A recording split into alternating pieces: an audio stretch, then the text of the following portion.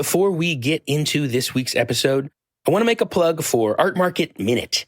This is Artnet News' new micro-podcast hosted by Margaret Kerrigan, who's the site's news editor Europe. It offers a weekly snapshot of essential art market news expertly compiled by the Artnet Pro editorial team. You know, you have the narrative that we were discussing, touching on earlier with London, kind of this idea of Paris stealing London's thunder. The tale of two cities narrative, you know, it's London versus Paris. It's totally. Pretty deep cultural narrative. I'm Kate Brown, and this is The Art Angle, a podcast from Artnet News, where the art world meets the real world, bringing each week's biggest stories down to earth. This week, we're back with another episode of the Art Angle Roundup, where we come to chat through some of the biggest stories of the month. Joining me and our chief art critic, Ben Davis. Hey, Ben. Good morning from New York. Is our global news editor, Naomi Ray. Hey, Naomi, how's it going? Hi, Kate. Joining you from London. I'm glad, Naomi, to see that you're still standing after 2 weeks of back-to-back art fairs in Europe. You just got back from Paris, is that right? Chasing around the aisles and all the nighttime events? Yeah, Paris was amazing. But yes, very exhausted after doing it straight after Freeze, as I imagine most of the art world who've been through both of them are feeling right now. The most glamorous and worst assignment in the business is art fair coverage. Just you go and you're lucky if you come back emotionally intact. For sure. It's very rewarding and very punishing.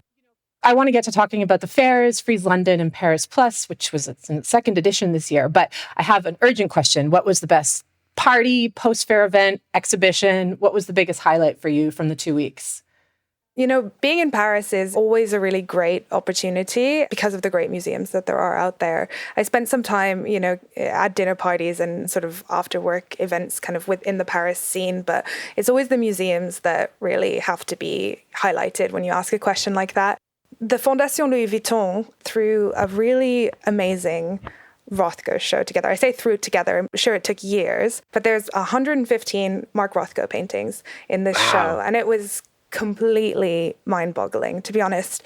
I am a fan of Rothko. I'm so jealous. Yeah, seriously. Yeah. I'm a fan of Rothko. I even have like a Rothko poster like in my house, in my living room. And so I was really excited to go and see the show. And I think, when I came back from the show, I wanted to take down the poster because I was like, that's a betrayal. It was really amazing to kind of see it. There's a whole like areas of Rothko's oeuvre that I had no idea about, like his early work in the 1930s, kind of like figurative painting, these subway scenes conveying the kind of spirit of the Depression in New York. And also a bunch of nudes. I had no idea that Rothko painted nudes. There's this kind of whole neo-surrealist period as well, that you kind of see him kind of grappling with what's going on kind of in his life. And then before you even get into sort of where he moves into abstraction and the kind of multiform works. It's completely amazing, and particularly for me, the best parts were the kind of later parts of his oeuvre, where he kind of goes past the kind of classic Rothko works that we know. And I'm sure if you've been watching the auctions, you see a lot of these kind of really beautiful, colorful sort of color fields, really expressive, come up. And they are often regarded as the kind of pinnacle of Rothko's creative production. But he sort of moves beyond those and into this kind of very like dark palette, and honestly those works are kind of more expressive, and it's like he moves through that period and they're like darker but more colorful and kind of vibrating. And in the Fondation, they're hung low, so you're directly looking at them in these really dimly lit galleries, and you just kind of have this experience of standing in front of them as your eyes kind of adjust to the darkness and they kind of hover off the walls towards you. I was told by many people in Paris that it was the best show that they've ever seen, and it's definitely up there. Wow. So worth the hardship of 2 weeks of art fair mania just for that, really? Yeah, I mean, honestly, I don't think that there will be an opportunity to see a show of that kind of scale. I mean, for the loan agreements alone, I'm sure lots of deals were made to sort of get loan backs and sort of put that together. I know that Rothko's son, Christopher, was very involved, and obviously you have Mr. Arnaud with his personal collection involved too. What about you, Kate? You were on the international flight circuit for the fairs. Did you see anything when you were in London? I was just thinking as Naomi was talking, it really does feel like the big blockbusters are back. I would bring up the Philip Guston retrospective that I saw at the Tate Modern. I mean, it's so hard to get around London. I was in London for Frieze, and there's many things I didn't get to see, but I was really affected by that show, especially given all the distressing news in the world at the moment. You know, Guston's paintings, they deal with violence and injustice and the normalization of violence and injustice, as well as his own kind of helplessness as an artist to like face these big problems. It just was totally a shot to the heart and an amazing show. And also a real chance to see the development of an artist throughout his career, you know, his early figurative works that look more like De Chirico than what you would later associate him with, and his abstract era, which wasn't my favorite, but it was a really beautiful exhibition and well curated after a postponement. I guess it will be touring around, which is maybe different from the Rothko show because it's at a private foundation. So I feel like that's a real one-time chance to see it. What about you, Ben? Have you seen anything recently? Any big blockbusters to mention? Well, it's kept me pretty busy doing things that aren't looking at art lately. But I wrote a review of this show called Art for the Millions at the Metropolitan Museum, which is art of the 1930s. And I actually got to go see it with a bunch of people that I do a labor study group, a history of labor study group with. We had been reading about the 1930s and they were really interested in seeing the show. And so I got to give them my own little homespun tour of it. And I really liked the show, but to see it with people who actually, you know, some of them know a bunch about art, some of them know nothing about art, and to see how it really came alive for them, this art by folks like Alice Neal, Ben Shahn, Charles White, Dorothy Lang, Walker Evans, and so on, actually like really reaffirmed my belief in art in a little bit of a way, just to see how meaningful these things can be when they really connect with people. Really great. But generally, you know, it's been gloomy here in New York and rainy, and I've been inside a lot. So let's pivot back to the art fairs. Naomi, you, as Ben mentioned, you led our coverage of VIP first day sales reports from both fairs, which is why we expect that you're quite tired. But maybe you can give us a rundown of those and a few of the biggest takeaways. Yeah, sure. I mean, I always ask people when they want me to talk about art fairs, which do you want me to talk about first, the art or the art market? Good question. Yeah, they're in the fold together. I mean, let's start with the art market. And I know we have some takeaways from the aesthetic point of view, because I did the best boost, but we can get to that in a bit, maybe. Yeah, sure. So we went into kind of this season after the summer, and I think you need to understand what has been happening. The sort of macroeconomic circumstances in the world began to be felt in the art market this summer. You know, that's sort of interest rates rising after being held artificially low for more than a decade, and rising inflation altogether has meant that it's just more difficult for rich people to sort of access money that they would have been sort of using to buy art. So this is kind of the starting point for all of that, which is not helped by the kind of geopolitical uncertainty. We're at the beginning of an election cycle in the US. The situation in the Ukraine was happening all back in Art Basel in June. So how was that kind of being felt then? People were talking about us sort of sliding into what they call a buyer's market rather than a seller's market, which essentially, I mean, if you're asking me, it means that collectors and advisors are kind of happy. They're reporting easier access to kind of coveted works. Gallerists are kind of more open to negotiation on price point. Waiting lists for artists that were kind of inaccessible are suddenly kind of shorter. So going into Frieze, we continued to kind of see that trend. You add into the mix, you know, some more geopolitical uncertainty with the situation that's unfolding in the Middle East. And altogether, I think what I was observing in the summer has continued. So prices of artworks seem to be stabilizing. There's still, I think, a fair amount going for London in all of this.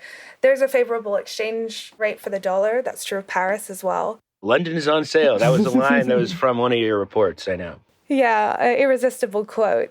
You know, people were saying the same thing last year in London. Altogether, the situation is difficult for the market, but it's not really as bad as it could be.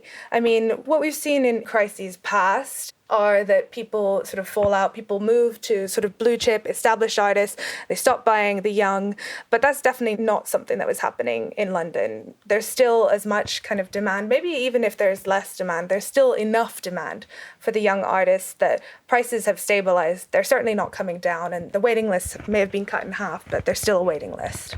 On top of all that laundry list of themes that you just mentioned, isn't also Brexit the other thing behind this, particularly when you're comparing these two fairs, that there's this question of how much has that damaged the image of London? And maybe even more importantly, like how much is Paris able to take advantage of that in terms of just becoming the place that strikes the tone of being like international and welcoming? I mean, I know that's something people talk about in the bigger economy, and it's definitely something that filters into the art conversation, right? And there's a lot of horse race talk about how these two things relate to each other, interact with each other, particularly because they come right on top of each other, almost like forcing the question of like, who do you pick?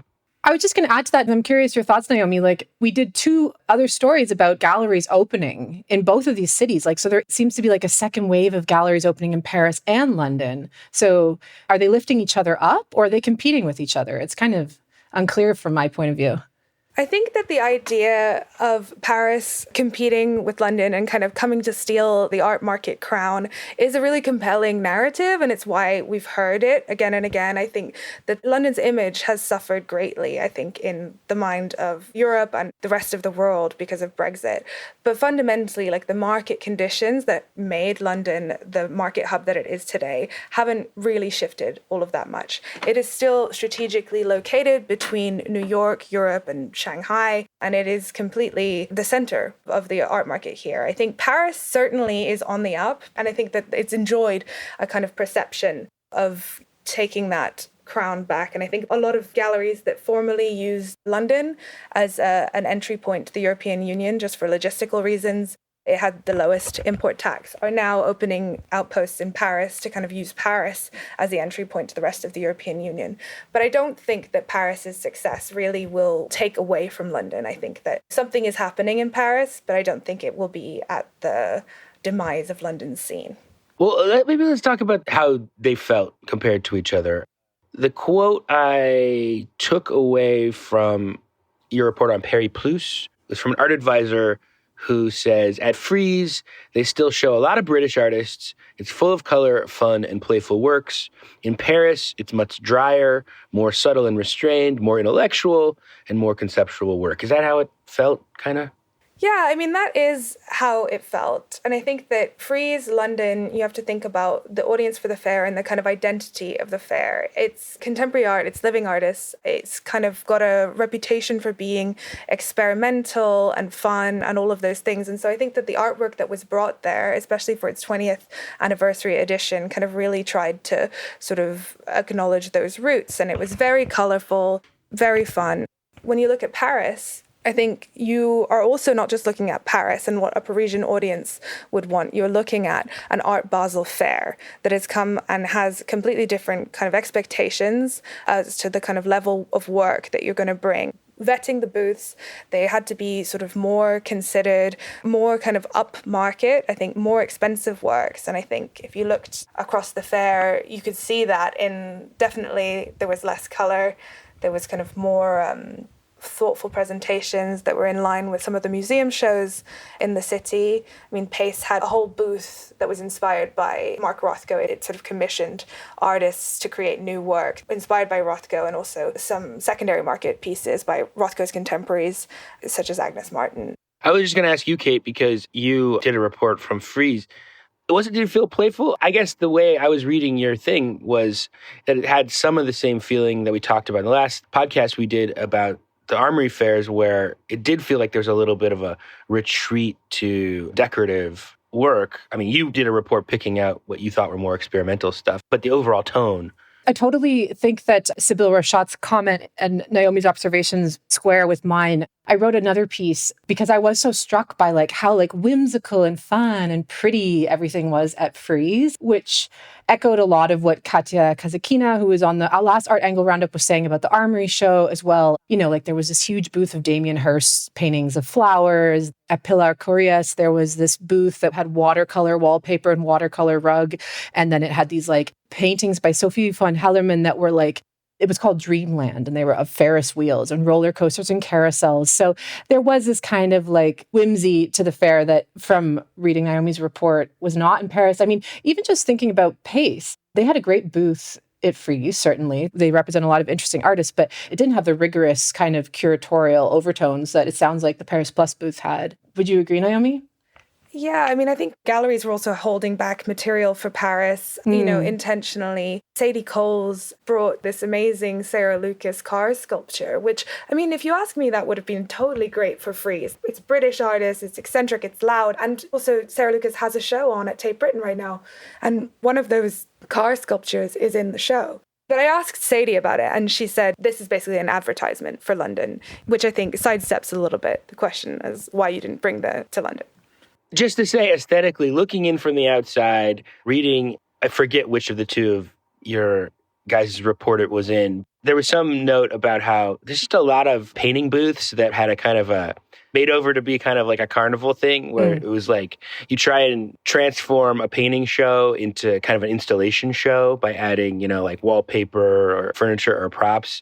And I was thinking of that as a very kind of like low level trend in the air. And it's kind of maybe trying to square the circle between the decorative vibe and trying to preserve a more experimental, installational, immersive kind of energy. And ironically, I'm curious if you agree, Naomi, but it had a different effect because so many people opted for this kind of like Technicolor Dreamhouse thing that, for example, Marianne Boski had a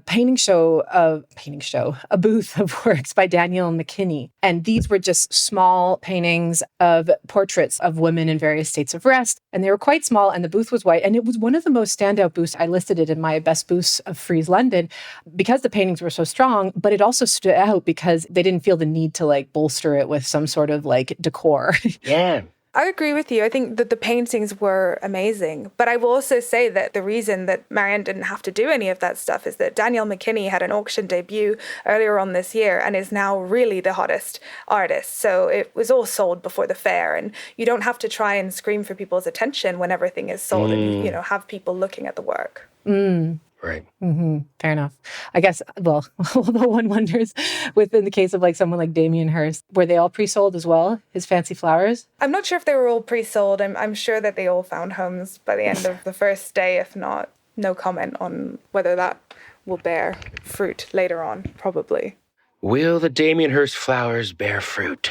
But to speak to your comment, because I know, Kate, you were observing in Frieze a lot of these kind of flowers and still lifes, and I think that speaks also to this kind of idea of like sort of established art historical tradition, as well as this kind of desire for fluff and fun. In Paris, I was kind of looking out for that as well, and I didn't see it. I mean, I think even on Gagosian's booth, there was a Jade Farojatimi work, but it wasn't kind of this more colorful Jade work that we're used to. It's kind of a black one. So it was, I think, definitely selected for Paris in this kind of more like muted, serious kind of artistic tone. That's interesting. I've never even seen kind of like a grayscale painting of hers. I wanted to ask you, Naomi, something that you mentioned in your Paris Plus report was this idea that maybe Paris Plus could overshadow Art Basel, the headquarters in Switzerland. Could you speak a little bit about that? I made that comment because people were very focused on kind of comparing Paris to London and also to the fair, the sort of homegrown French fair that Art Basel came in and usurped FIAC.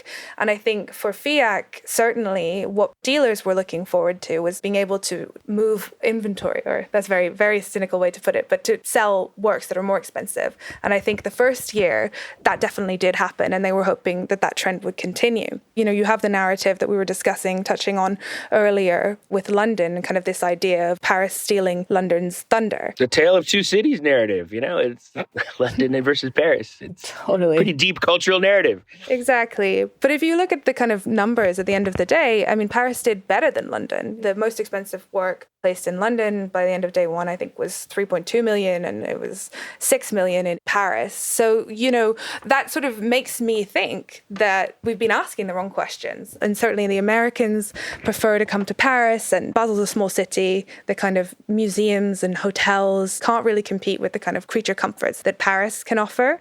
So definitely that's kind of one thing that people were saying, I'd rather come to Paris than Basel. But that only can be true if Paris can hold the market and, can get access to just the same kind of quality of work, and dealers can make sales that can compete with that.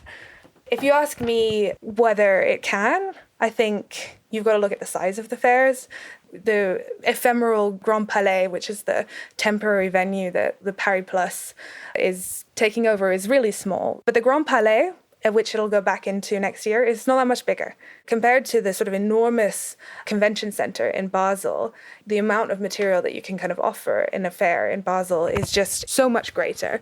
So, I mean, was a big focus from dealers on this idea that, all the action doesn't have to happen in like the VIP hour of day one, because they can like switch their booth presentations, and sort of, they were saying, day 3, day 4, they want to make sales. But in the end of the day, to compete with Art Basel proper, you need to sort of scale up. Yeah, so that's the thing I was thinking about underneath some of the reporting that you were doing is, again, like these are horse race coverage, which is always kind of deceptive, because it focuses on really immediate factors instead of bigger things. And one of the things I think about Paris is just like, it's hard for me to believe that Paris is going to be like this exciting new thing. It's just like one of the most fossilized by its own legend cities in the world, And one of the things that means is like very expensive to find space there. And I mean, the magical thing that makes an art scene happen, and that an art fair comes in on top of to kind of like capitalize on, has to do with art production and the excitement of real art scenes. And I think what's happening everywhere in the world is that that's getting smothered beneath inequality and money, that the art business kind of ultimately stomps on art production, because if you don't have cheap space for artists to live and hang out and young emerging dealers to like try new stuff, you get fossilized. And I think it's this like seductive narrative that relates to very old narratives of rivalry between London and Paris and so on. But beneath it all, there's like a very similar processes of kind of sclerosis and entropy going on. I don't know. I think that with the fairs, I mean, you got to know whether the question is really that, well, like, what is the purpose of a fair? Is the fair's purpose, like you sort of were implying, Ben, to sort of showcase and create a space for the local places seen? Or is an art fair's purpose to facilitate commerce for a global art market? Well, I think that Basel is better because you can float down the Rhine, and you cannot swim in the Seine yet, but that might be changing soon. So let's see. Okay, it is about the extracurricular activities and not only the art market or the cost of living for artists. Just kidding, obviously.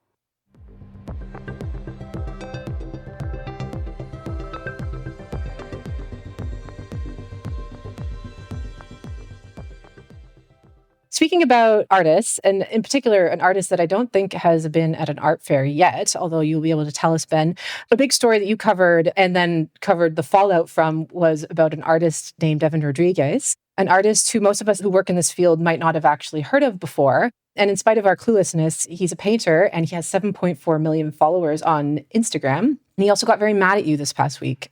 So can you tell us about Devin? Well, I should say, I mean, we might not have heard of him, might not be a household name to us, but that shows how parochial some of these conversations are, because he's not just got, I don't know, whatever you said, number of million followers on Instagram. He's got 30 million followers on TikTok and can claim with some credibility to be the most popular painter in the world, gets recognized on the streets. And you might know him as the guy who draws people on the subway. In 2020, when TikTok kind of took over the public consciousness during the quarantine period, actually just studying TikTok marketing, from what I understand. He had the inspiration to do post from the subway where he would post images of himself drawing someone in the subway sort of secretly and then surprising them with a drawing at the end. His catchphrase is, "Miss, I drew you," or "Sir, I drew you," and filming their emotional reactions. And that really warmed people's hearts at that moment and continues to do so. These posts get like millions upon millions of views. Eventually drew so much attention that he was signed by UTA Artist Space, which is the art arm of this international Hollywood talent agency. He's a very technically gifted realist painter as well. To coincide with Armory Week here in New York, which gives a suggestion that I think they are trying to like bring these two audiences together, like get him an audience with the fine art crowd, if that's what you want to call it. They did a pop-up show in Chelsea and of his paintings, which depict people on the subway. So I wrote a review of this. It was a critical review. It wasn't a pan, but it was critical and sort of analyzing the phenomenon. And yeah, when I talk about how I haven't had a chance to see a lot of art or get out of my office a lot, I mean, one of the things I've been dealing with is I posted this article on a Friday and woke up on a Saturday with just a lot of anger from him on Saturday and throughout the weekend.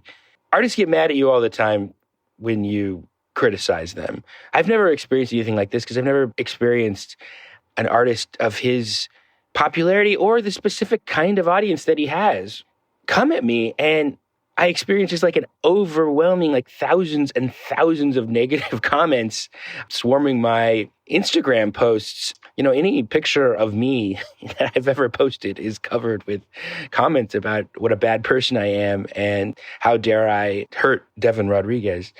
A really unpleasant experience that was disorienting because I could tell that most people hadn't really read my article. You know, they would accuse me of saying things I hadn't said or not saying things I did say. Just a really intense experience and really made me reflect on what the nature of this artistic phenomenon is and what this kind of reaction meant.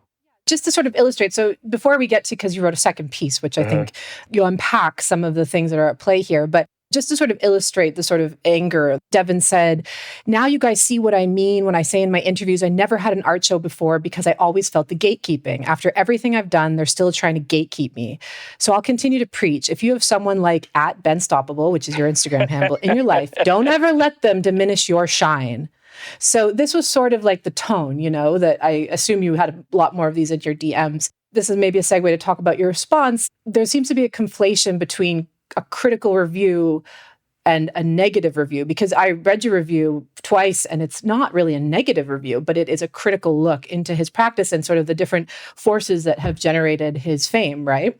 Look, I've been negatively reviewed. You know, I've written books that have gotten bad reviews. Like, it's not a pleasant experience. It's hard not to feel personally attacked. You put a lot of yourself into what you do.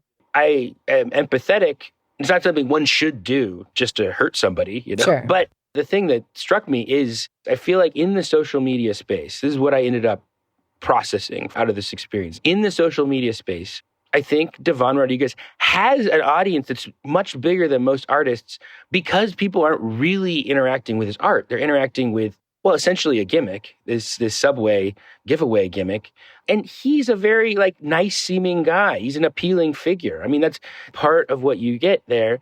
So the space in which people seem to be able to think about a critical evaluation outside of the most personal kind of schoolyard level seems diminished in that space and kind of reflects in how people were processing me. You could see that in a lot of the things. Like the image of what I did or who I was like I kicked some sand on his shoes or something like that. That's the way people were treating me. Naomi? From what I understand, Devin's stature and his fame, you know, his whole narrative hinges a lot on kind of positioning him as a kind of outsider, an underdog. And I think, you know, the way that people reacted to this review is kind of as if you had sort of gone to an artist who had nothing, you know, no stature whatsoever, and completely eviscerated them. And there's kind of an unspoken rule in criticism that you don't pan a show from an artist who's just starting out. There's no one who's saying this person is excellent and great and amazing. There's no narrative to kind of counter there. And it seemed like you were kind of playing by the rules of art and what is sort of in the public realm. Well, I mean, when I ended up processing this, trying to figure out how to think about this reaction and getting torched like this, have you guys seen that movie Birdman? It's about a Hollywood actor who goes to Broadway, and there's a critic character who's like the New York Times critic. There's a scene where the critic is like, I am going to destroy you because I hate everything you represent. You're an outsider, in the real theater, and I want to bring you down. And that is like the image, which I guess, to be fair, is in this movie. So it's a popular cultural image of what the critic is. But critics of any kind haven't been gatekeepers in a little while. I mean, it's something people talk about a lot. I mean, we just had, a 15-minute conversation about the market. Like, we're all like unpacking what's happening after it's happened. And in the case of what I consider a relatively new phenomenon, which is this social media stardom around art, like, I'm just trying to figure out what it's all about. Like, that was the spirit that I went into this review, is like, how can I understand these dynamics definitely after it's already happened? I mean, for people who don't know Devon Rodriguez, he met the president. He met Joe Biden and gave him a drawing of himself. And, Biden's like, oh, wow, it looks like a photograph. I can't gatekeep this person, even if I wanted to, which I'm definitely not someone who's here trying to keep people away from their deserving success. It's just a very interesting phenomenon, this kind of like perception, or maybe better say like a story that is being told, because it's like a seductive story, right? And I'm really trying to figure out how the real story, what's really going on, is changed underneath the stories people keep telling themselves. And we should probably move on. But just one thing I did want to say is that I did write a follow-up to this where I talked about getting dragged. And I was like full of anxiety all week thinking about it and trying to process, trying to understand what was going on and think about it in the most reasonable way. And when I did, I posted a screenshot of my article onto my own Instagram and said, I'll just put this up now so that people can have a thing to comment on, say what they need to do. Really just anticipating going through the experience of getting dragged again. And actually the exact opposite happened, that I think once my audience, who maybe weren't following the Instagram conversation, once I talked about in public what had happened, people really were just very nice. And all these people came forward to defend me and comment on the post in a nice way. And I was surprised at how good that felt, because I feel like I'm pretty tough. I don't really worry about being criticized. I worry about being wrong. And I felt like I could just stand by what I was saying. So even when people were coming at me in very personal terms, I could just be like, that's your opinion. I wish you'd actually read the article, but I'm not going to let it bring me down. But it did bring you down. That amount of negativity from like that many thousands or tens of thousands of people does get you down. And it was, have people kind of come back around did feel well. And I don't know what's next, but Devon took down his original post attacking me. And I don't know if that's because he had a change of heart after I sort of responded, or whether he's just got new sponsored deals coming up. Maybe he realized that it's a bad look to be the one hating on the underdog, which I think in this case is you. Yeah, that's where we're at. We are. Yeah. It's interesting also just, how this podcast, which we do once a month, really kind of looks behind the headlines. And it's kind of interesting just thinking about Naomi's reflections on Frieze. And it's not really like a London versus Paris narrative, but actually maybe like a Paris versus Basel narrative that can be more interesting. And I think, in general, it is interesting to see what's sort of froths at the top versus what sort of lies underneath it, as per not getting judged just by a headline, which I feel like is what happened to you, Ben, because you wrote a very diplomatic piece about Devon, I thought. Well, thanks, Kate. Speaking about things that always get headlines, and someone who's even more famous than Devon Rodriguez is my transition on this. There's somebody more famous. And I actually quantified this. Mona Lisa is coming in with 517.2 million views on TikTok. So she's up there. Mona Lisa came up in the news again recently. And obviously this is a painting by Leonardo da Vinci. Researchers have found that in the painting, which they have done some microscopic research on, there is a new kind of material that was found that no one had ever seen before in his paintings, a toxic compound called plubonacrite, which is a byproduct of lead oxide, apparently. And it creates this kind of glowy orange color. It was used by Rembrandt in his paint mixtures. And so it was kind of this big revelation in the news that there's something new that's been discovered about this very overexposed painting, as per my TikTok stats. So I wanted to sort of talk about that, and also, talk about the headline phenomenon of these sort of restoration stories that come up. Yeah, it's a big little. And you're laughing at me. I'm just laughing at you. No, I mean, I'm just laughing just at the world we live in. Yeah, I mean, this is like a big little story, right? I mean, I think the thing that's just notable to me is just that the Mona Lisa is still making news, just standing still. I don't think the fact that Leonardo used lead oxide in the ground layer of the Mona Lisa is like a huge story. It's interesting to people who study art technically and think about history of art. My first thought was like, wait, they're still taking samples of paint from the Mona Lisa? So I looked it up, and yeah, it's a 2007 sample, from underneath the frame. They're not allowed to touch these things anymore. They use, super scanners and X-ray technology from afar to kind of get an overview of what's actually there. And I think this one, they had a sample, an early sample, but I think they saw it with an X-ray of some sort. Well, that was something you said earlier offline, Naomi, that I thought was a good point, is that the larger phenomena is there is this whole renaissance, I guess, of stories that have to do with old paintings because there are all these new tools to like scan them. And so suddenly you're just discovering new things about artistic process and things that are happening underneath the surface. So that's become kind of an art news staple these days. Yeah, absolutely. And I think that there's sort of just a misunderstanding because contemporary art is what it is today, and sort of narratives around individual artists are, very compelling. People kind of like to think of like the Renaissance painters and these kind of other figures from art history as kind of being the same, an artist in their studio, but actually they were much more complicated operations. What makes a Leonardo? How much involvement does the actual man Leonardo have to have in order to be considered like a legitimate author of a painting? Maybe if I could bring together the three items that we talked about today, I guess I was thinking, what is the bigger story here? What's the story within the story? Like, why is this news? Finding a new fact about the ground layer of Mona Lisa. And when you read people comment on it, it's like the story is, well, it shows what an experimenter Leonardo was, because he was doing things in different and experimental ways, as much a chemist as he was a painter. So basically, what people go in when they study, they point like high-tech instruments at the Mona Lisa is the revelation they discover is, you know what? Leonardo was a genius. And that's why it's news, because it like affirms the pre-existing story we have about this painting and about this artist. And I think, yeah, in all three of these stories, there's a little bit of a thing about, the power of larger narratives to shape how we experience things, whether it's like the London versus Paris kind of age-old rivalry, or in the Rodriguez story about how old kind of stories about how art works, affect new way people receive new kinds of phenomenon. So that's my attempt to put a bow on all this. I'll take it. I mean, I think also when I was thinking about this Mona Lisa story, I was remembering that, the quote unquote Operation Night Watch that they started in 2019 at the Rijksmuseum. They did this huge conservation project, again, using all these crazy tools, as Naomi mentioned, that we didn't have access to even a decade ago, but also social media, which we didn't have access to a decade ago. And so there was this glass box at the Rijksmuseum, and it was like a constant flow of press releases coming out of this museum in Amsterdam with all these sorts of news stories, essentially.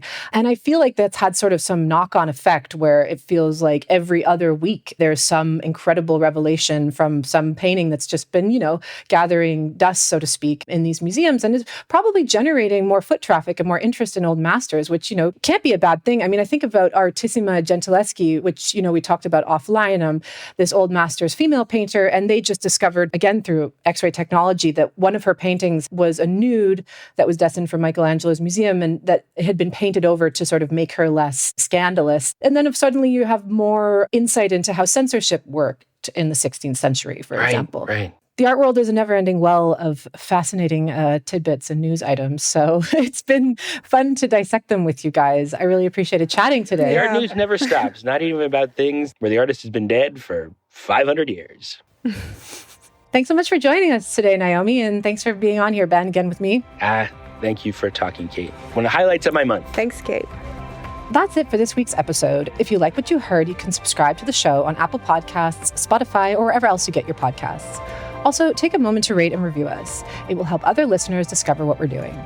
The Art Angle is produced by Sonia Manalili and Carolyn Goldstein. Thanks for listening, and see you next week.